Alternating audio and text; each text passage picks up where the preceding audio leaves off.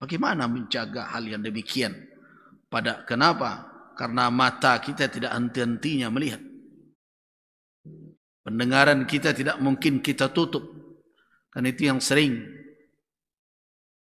dikatakan oleh orang ketika kita ingatkan bagaimana menutupnya, bagaimana melihatnya,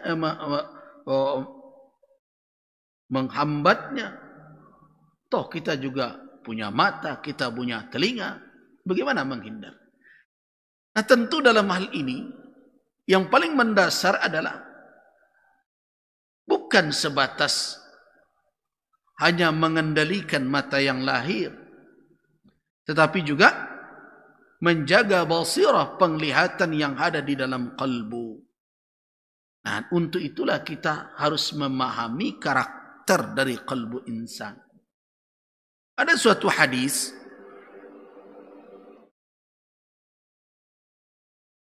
yang diriwayatkan oleh Al-Imam At-Tabarani di dalam kitab Al-Mu'jam Al-Kabir tentang karakteristik dari hati itu. Salah satunya adalah ini hadis dari Abi Inabah Al-Khawlani, ia rafa'kan kepada Nabi sallallahu alaihi wasallam. Hadis ini kata Al-Imam Al-Hafiz Al-Iraqi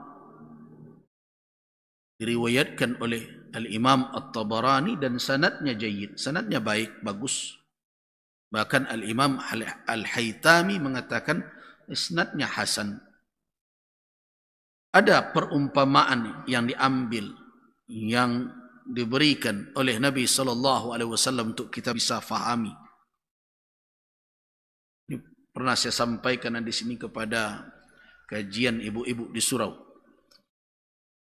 Inna lillahi aniyatan min ahli al-ardi wa aniyatu rabbikum qulubu ibadihi as-salihin wa ahabbuha ilaihi alyanuha wa araqquha.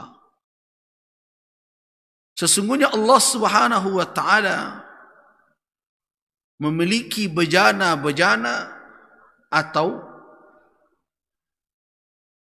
cangkir-cangkir di antara penduduk bumi ini. Untuk apa Allah Subhanahu wa taala punya itu? Tentu untuk mencurahkan sesuatu. Jadi dari penduduk bumi ini ada yang berperan, ada yang diberikan oleh Allah awani, cangkir-cangkir, bejana-bejana. Kemudian wa aniyatu rabbikum, apa yang dimaksud dengan bejana Tuhan itu? Rabb itu punya bejana. Apa itu?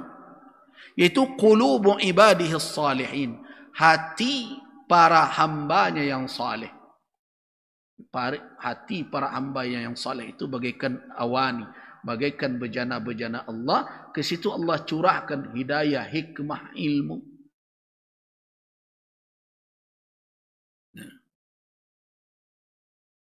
Jadi para ulama yang saleh terkadang dia membaca suatu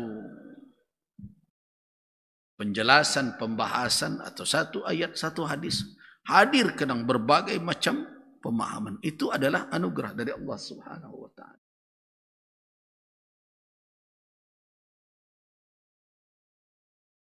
Nah, yang paling disenangi oleh Allah dari hati yang berfungsi sebagai bejana tadi adalah wa habbuha ilaihi alyanuha wa araqquha, yang paling lembut dan yang paling sensitif atau yang paling mudah terpengaruh oleh apa? Oleh berbagai sentuhan-sentuhan kebaikan. Itu raqiq namanya.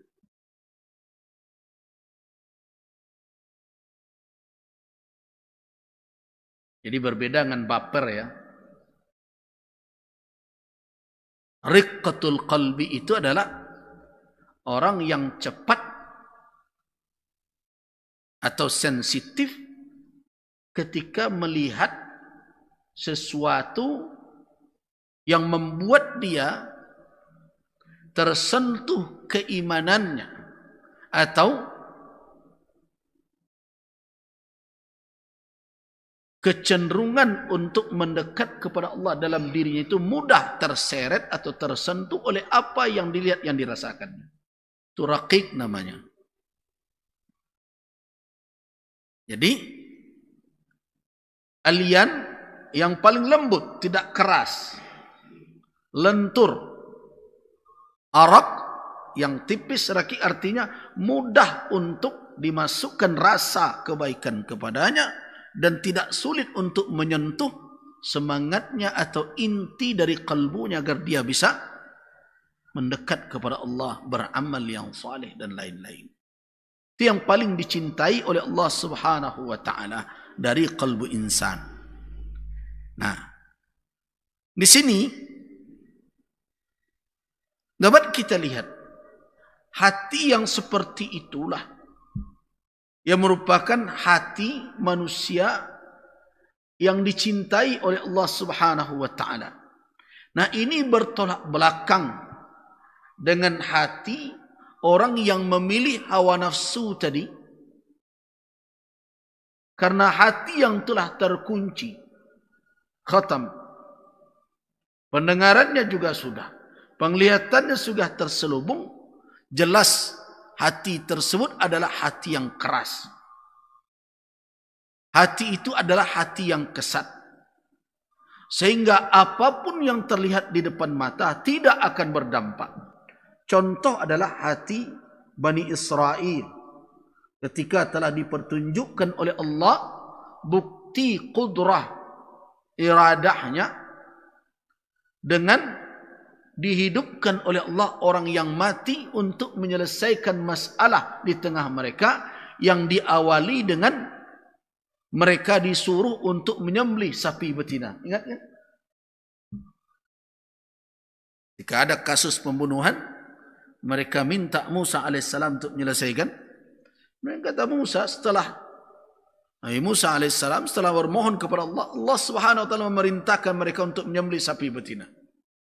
وَإِذْ قَالَ مُوسَى لِقَوْمِهِ إِنَّ اللَّهَ يَأْمُرُكُمْ أَنْ تَذْبَحُوا بَقَرَةً. Nah, setelah perintah itu mereka terima, mereka berhelah-helah. Kemalasan mereka, ketidakpatuhan mereka, mereka qalu atattakhiduna huzwa, engkau permain-mainkan kami wahai Musa.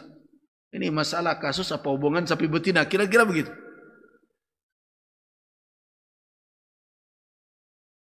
Kemudian setelah diyakinkan oleh Musa itu perintah Allah, mereka cari-cari peluang agar mereka bisa lolos dari perintah tersebut dengan mempertanyakan berbagai hal. Jangankan akan lolos, malah mereka memberati diri sendiri. Kan begitu? Tanya dulu sapinya bagaimana, sudah diberi satu karakter. Sudahlah, tidak terlalu tua, tidak pula terlalu muda. Cari sajalah, selesai masalah. Tapi karena ingin orang kau sebagai kenado bertanya supaya nak lapih, bukan untuk mengetahui. Tanya lagi warnanya apa? Sudah ditanyakan, safra'un faqi' launuha tasurrun nadirin. Kuning, cemerlang, mengkilat, menyenangkan mata orang yang memandang. Sebenarnya mereka cari itu mungkin lebih mudah, tetapi minta lagi. Tasyabaha alaina. Semakin rumit. Kenapa? Tasyabuh. Ini susah kami memilih. Mirip-mirip kalau begitu banyak nanti. Cari lagi. Yaitu la dhalulun tuthirul arda wa la tasqil haras.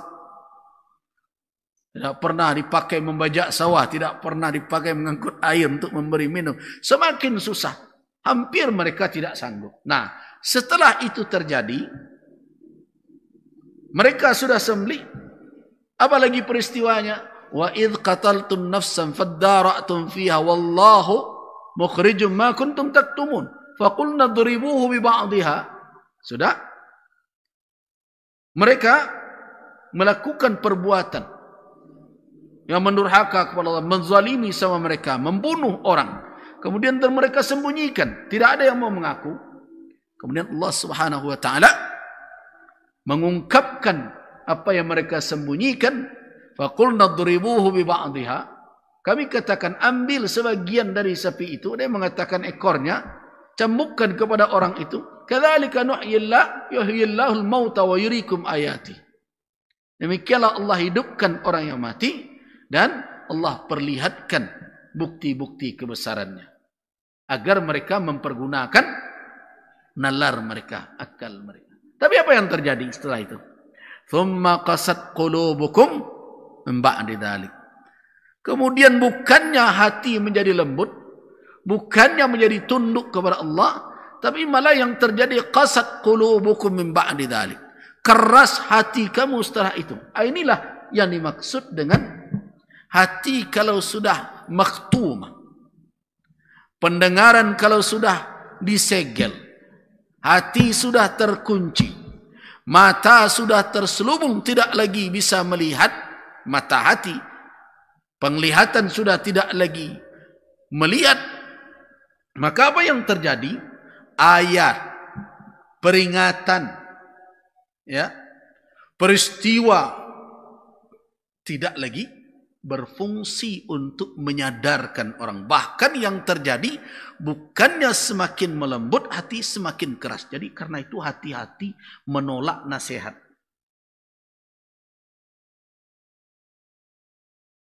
Jangan. Kalau lun talok doa mengerajon, minimal jangan ditulak lu. Ndak dicari-cari baneng kamailak dah. Kan sebagian dari orang kan ketika dinasihati, dan dikecek buya tu bana tapi, jangan pakai tapi yo. Terimalah itu. Kalau dicari-cari helah juga, Bani Israel begitu perangainya. Mereka tahu itu kebenaran. Tapi mereka cari cara supaya mereka jangan terbebani dengan yang benar itu. Apa yang terjadi? Qasat qulub. Thumma qasat qulubukum. Kemudian keras hati kamu setelah itu. Jadi berhati-hati. Nasihat kalaulah sampai kawak, peringatan sudah disampaikan, kemudian ditolak. Padahal kita tidak punya alasan. Tidak ada alasan untuk kita menghindar. Akibatnya apa? Muncullah qasawatul qalb. Begitu juga ayat Al-Quran kalau dibacakan hati-hati. Kenapa Allah Subhanahu wa ta'ala mewajibkan kita untuk mendengar dan memperhatikan. Wa idza quri'al Qur'an fastami'u lahu wa ansitu. Para ulama katakan kalau diabaikan, tidak dipedulikan ayat yang dibaca itu, akibatnya apa? Akan melahirkan qasawatul qalb. Kerasnya hati. Nah, jemaah rahimakumullah. Apabila hati tadi menjadi keras disebabkan tidak lagi mendengarkan nasihat dan berbagai macam, malah yang dikedepankan adalah hawa nafsu. Akibatnya apa? Hati tadi tidak berfungsi memberikan rasa keimanan kepada diri kita. Itu persoalan.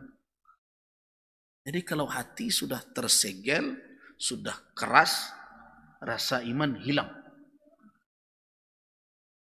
Nah, disitulah nanti ibadah menjadi beban. Tidak lagi ditemukan kedamaiannya. Nabi SAW kan mengatakan bahwa ibadah itu merupakan momen atau kesempatan untuk membuat damai, raha. Kan Nabi kalau meminta Bilal untuk azan, apa kata Nabi? Arihna ya Bilal. Arihna ya Bilal. Apa maknanya? Buat kami damai wahai Bilal. Buat hati kami tenang. Makanya Nabi katakan wa ju'ilat qurratu aini fis shalah.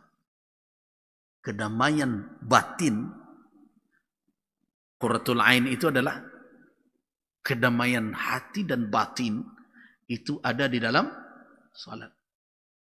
Tapi bagi orang yang telah dibiarkan oleh Allah, adallahullah, karena dia manittakhadha hawa ilahu hawa, yang menjadikan hawa nafsunya sebagai ilah, dampak dari itu Allah biarkan dia mengambil jalannya itu, dan tentu jalannya itu akan membawa kepada jalan kesesatan, dibiarkan oleh Allah, wa khatam, dan Allah segel sam'a wa qalba, dan begitu juga hatinya, dan berikutnya apa lagi?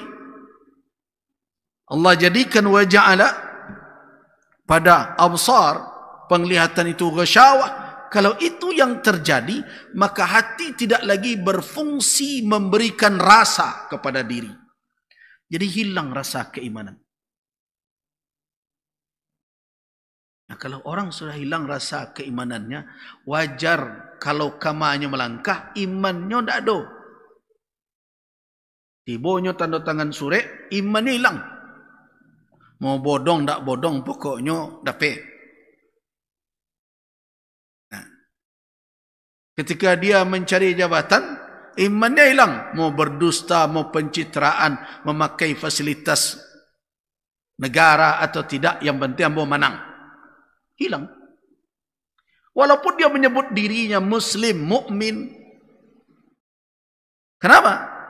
Karena iman yang terletak di dalam kalbu tadi telah tersegel pula. Dan hati yang seperti itu tidak lagi berfungsi. Padahal hati itu, Bapak dan Ibu-ibu, di dalam pandangan Yahya bin Mu'az rahimahullah, ia umpamakan hati manusia itu seperti apa? Seperti belanga, periuk. Periuk, pewak memasak. Kata Yahya bin Mu'az, al-qulubu kal-qudur. Hati itu bagaikan periuk. Fis sudur, di dalam dada. Taghli bima fiha, dan hati itulah yang akan membuat apa yang ada di dalamnya itu masak dan menggelegak. Itu peran hati. Jadi iman kita itu akan dihangatkannya, akan dibuatnya menjadi menggelegak, menjadi membara di dalam itu oleh apa? Oleh kalbu. Tapi kalbu yang bagaimana? Kalbu yang tidak makhtum. Kalbu yang tidak terkunci. Jadi kalbu yang sehat, dia akan aduk iman di dalam. Akan dia masak iman tersebut. Jadi Yahya bin Mu'az rahimahullah mengumpamakan bahwa al-qulub kal-qudur. Hati itu bagaikan belanga atau periuk, di mana di sanalah dimasak atau diaduk keimanan sehingga dia memiliki adonan yang bisa dirasakan. Itu perumpamaan yang dibuat oleh Yahya bin Mu'az. Al-qulubu kal-quduri fis sudur. Hati itu bagaikan tempat mengadon, tempat memasak keimanan di dalam dada. Jadi iman tadi bercampur dengan berbagai macam, termasuk juga berbagai macam sifat yang baik, keikhlasan, sikap wara, dan itu diaduk semuanya. Taghli, dialah yang akan membuat iman dengan yang lain-lain itu menyatu menjadi sesuatu yang menggelegak. Wa magharifuha, dan yang pertama merasakan rasa iman itu adalah al-sinah, lidah.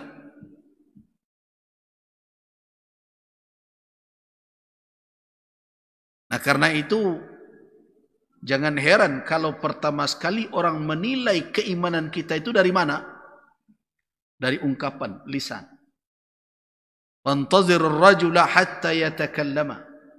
tunggulah seseorang sampai dia bicara. Fa inna lisanahu, sesungguhnya lidahnya, yaghtarifu laka ma fi qalbihi, lidahnya lah yang akan menyendok, yang akan menyanduk, yang akan mengambil hidangan iman yang ada di dalam kalbu tadi. Apakah min baini hulwin, apakah manis, wa hamid, atau terasa basa atau asam, wa az, atau tawarkah dia, wa ujajin, atau asinkah dia, yukhbiruka an ta'mi qalbi. Jadi lidah ini, walau bagaimanapun orang mencoba men-setting berbagai macam, ia yang akan melahirkan apa? Menunjukkan kepada kita rasa iman yang ada di dalam kalbunya. Nah, sebagaimana apa? Sebagaimana kata Ibnu Qayyim di dalam kitab Ad-Da' wad-Dawa, kama tat'amu bilisanik, sebagaimana engkau merasakan dengan lidahmu ta'ma ma fil qudur, hidangan yang ada di dalam bejana, di dalam periuk, minat ta'am, berupa makanan. Nah, fatadrikul ilma bihaqiqatihi, maka begitu pula lah engkau merasakan keilmuan dengan hakikatnya. Wa kadzalik, dan demikian pula, tat'amu, engkau merasakan fi qalbir rajuli min lisanihi, apa yang ada di dalam hati seseorang dari lidah yang terucap.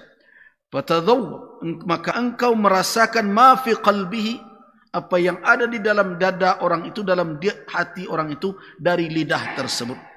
Sebagaimana lidah bisa merasakan sesuatu yang ada di dalam periuk atau berupa makanan. Nah, jadi karena itu, ketika seseorang memiliki keimanan yang memang masak di dalam kalbunya, beraduk dengan yang lain, terasa dia manisnya, pertama sekali akan lahir dari mana? Lisan. Makanya orang beriman setiap saat, kalau terjadi sesuatu, apa yang keluar dari dirinya? Dari lidahnya? Zikir. Subhanallah. Ini bukan ucapan yang dikomando. Di dalam majelis kan bisa dibegitukan. Tetapi ketika dia terkejut, ketika dia menghadapi sesuatu, ketika begini, itulah yang keluar. Dan itu adalah rasa dari keimanan dia. La haula wa la quwata illa billah. Jadi, Gunung Merapi melatui, nak onde nak keluar. Apalagi sampai lon. Dia lah berang lo angku di Merapi. Tidak begitu dia. Nah, itu pertama itu. Yang diketahui oleh orang. Tapi dengan catatan, iman tersebut memang ada dan hati tadi berfungsi di dalam diri seseorang. Tapi hati yang telah ditutup oleh Allah Subhanahu wa taala, yang telah disegel, yang telah dikunci, dia tidak akan berperan seperti itu. Nah, karena itu kalau kita ingin ya, apa yang kita peroleh dalam kajian, nasihat yang didapat dari para da'i, para ulama, kunci satu-satunya adalah jangan buat kalbu kita itu tersegel, terkunci. Itu langkahnya. Nah, supaya jangan demikian, apa langkah yang harus dihindari? Jangan perturutkan hawa nafsu. Nah, seluruh ibadah. Jadi kalau kita analisa seluruh ibadah yang disyariatkan oleh Islam, ibadah itu mayoritasnya tidak disukai oleh hawa nafsu. Puasa itu tidak disukai oleh hawa nafsu. Zakat itu tidak disukai oleh hawa nafsu. Salat tidak disukai oleh hawa nafsu. Haji tidak disukai oleh hawa nafsu. Hawa nafsu menolak itu. Nah, jadi fungsi utama dari ibadah itu adalah tahzibun nafs. Mendidik nafsu agar jangan dia memiliki kekuasaan lebih yang mengendalikan orang sehingga dia menjadi Tuhan atas orang tersebut. Itu fungsi ibadah. Nah, jadi pertanyaan yang mendasar kita dalam rangka kita menjaga peran dan fungsi hati, kira-kira sukses enggak selama ini solat kita mendidiknya? Hawa tadi itu. Sehingga dia tidak merusak kepada diri kita. Dia tidak dibunuh di dalam Islam. Jadi syahwat yang membawa kecenderungan hawa orang itu tidak dibunuh di dalam Islam. Kenapa? Karena dia berperan, memiliki fungsi. Selama dia berperan dan memiliki fungsi itu dalam batasan yang tepat dan benar, hawa nafsu itu tidak merusak. Tidak merusak. Jadi jangan dikatakan bahwa dia adalah ancaman yang harus dibunuh atau dibasmi. Tidak. Allah Subhanahu wa ta'ala memberikan itu kepada manusia untuk peran tertentu. Jadi ketika dia melampaui peran itulah baru dia merusak. Ketika dia dijadikan Tuhan baru dia merusak. Ketika dia diperturutkan tidak bisa dibantah, itu baru dia merusak. Ketika kita iakan saja seluruh permintaannya, baru dia merusak. Tetapi kalau dia berada di belakang kita, mengikut kepada iman kita, dia adalah suatu yang berguna. Nah, makanya Nabi SAW mengingatkan di dalam hadis beliau bahwa iman seseorang itu, ini hadis hasan sahih. Hadis ini dimasukkan oleh Al-Imam An-Nawawi dalam kitab Al-Arba'in An-Nawawiyah. Hadis ringkas tapi berguna kalau dibawa di dalam kehidupan kita kemanapun kita pergi. Apa kata Nabi? La yu'minu ahadukum hatta yakuna hawahu tab'an lima ji'tu bih.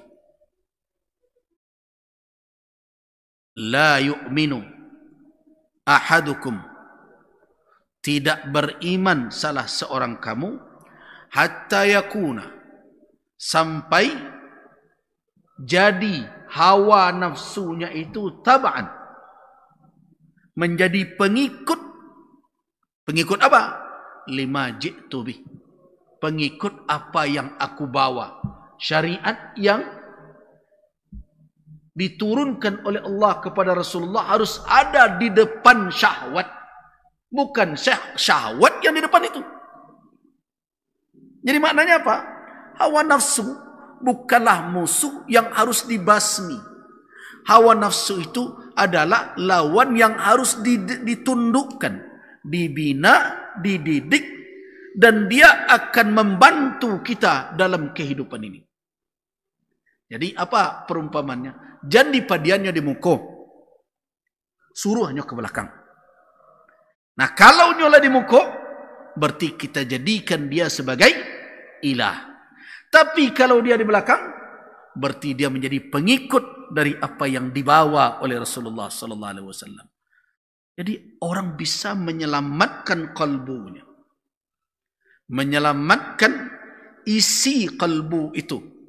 Karena peran kalbu itu bagaikan periuk yang memasak adonan. Keimanan itu tentu harus bercampur dengan keikhlasan, harus bercampur dengan istiqamah, harus bercampur dengan sikap wara, harus bercampur dengan segala obat-obat penyakit hati supaya dia kuat. Kemudian diaduk di dalam kalbu tadi, maka itulah yang akan dirasakan oleh lidah. Itulah ta'amul iman.